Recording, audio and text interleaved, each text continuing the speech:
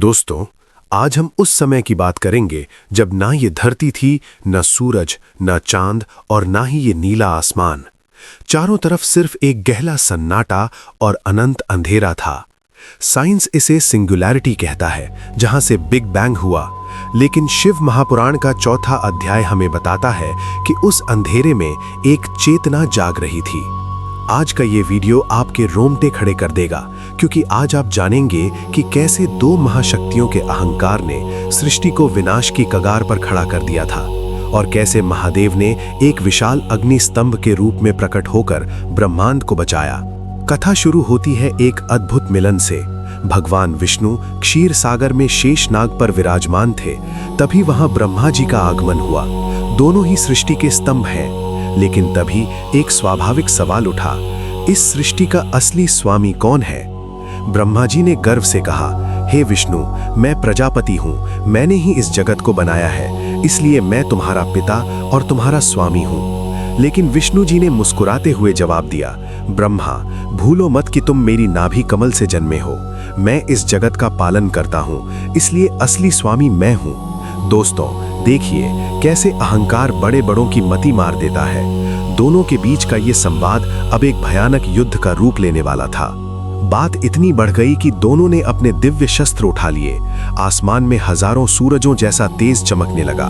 ब्रह्मा जी ने ब्रह्मास्त्र का संधान किया तो विष्णु जी ने पाशुपत अस्त्र उठा लिया। सोचिए, अगर ये दोनों शस्त्र टकराते तो सृष्टि बनने से पहले ही राख हो जाती। सारे देवता, ऋषि मुनि हैरान परेशान होकर भागने लगे। उन्हें समझ नहीं आ रहा था कि जिन पर सृष्टि को चलाने की जिम्मेदारी है, वो ही इसे मिटाने पर क्यों तुले हैं। तभी पूरे ब्रह्मांड में एक ऐसी गर्जना हुई जैसी पहले कभी नहीं सुनी गई थी। दोनों शस्त्रों के बीच में अचानक एक विशाल अग्नि स्तंभ प्रकट हुआ। एक ऐसा रोशनी का पिलर जो इतना बड़ा था कि उसकी ना कोई शुरुआत दिख रही थी, ना कोई अंत। वो पिलर इतना तेजस्वी था कि उसके सामने दोनों देवताओं के शस्त्र फीके पड़ गए। दोनों हैरान थे। उन्होंने तय किया कि वो इसका छोर ढूंढेंगे। विष्णु जी वराह रूप धारण कर धरती के नीचे हजारों सालों तक गए और ब्रह्मा जी हंस बनकर आसमान की ऊंचाइयों में हजारों सालों तक उड़ते रहे। लेकिन न नीचे अंत मिला, न ऊपर।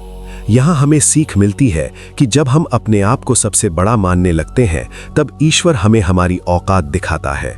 अंत में दोनों थक हार कर वापस आए और उस स्तंभ को प्रणाम किया। तब उस अग्नि स्तंभ से ओम की ध्वनि गूंजी और महादेव अपने असली स्वरूप में प्रकट हुए। उनके 5 मुख थे और उनका तेजस पूरे ब्रह्मांड में फैल गया। उन्होंने बताया कि ब्रह्मा और विष्णु, तुम दोनों ही मेरी ही शक्तियां हो, तुम्हारे बीच कोई बड़ा या छोटा नहीं है। ब्रह्मा जी को उनकी गलती का एहसास हुआ और विष्णु जी ने महादेव की स्तुति की। इसी दिन महादेव ने बताया कि ये अग्नि स्तंभ ही उनका निराकार स्वरूप है, जिसे लिंग कहा जाता है। इसलिए इस अध्याय को पढ़ने से इंसान का अहंकार मिट जाता है और उसे परम शांति मिलती है। दोस्तों, शिव पुराण का ये चौथा अध्याय हमें सिखाता है कि सृष्टि प्रेम और सामंजस्य से चलती है, अहंकार से नहीं। अगले अध्याय में हम जानेंगे शिव तत्व और पंच अक्षरी मंत्र का वो रहस्य जो आपकी किस्मत बदल सकता है।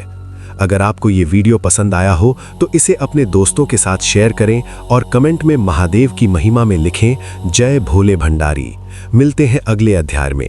तब तक के लिए हर हर